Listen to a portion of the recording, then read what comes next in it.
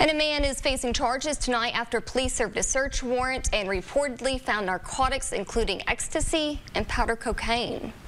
The Gregg County Organized Drug Enforcement Unit, along with local SWAT teams, executed a search warrant at a home on Beaumont Street on Thursday. That search ended in the arrest of 50-year-old Andre Davis. Davis faces 5 varying charges of manufacturing and delivery of a controlled substance, as well as having a gun as a felon, according to Longview police.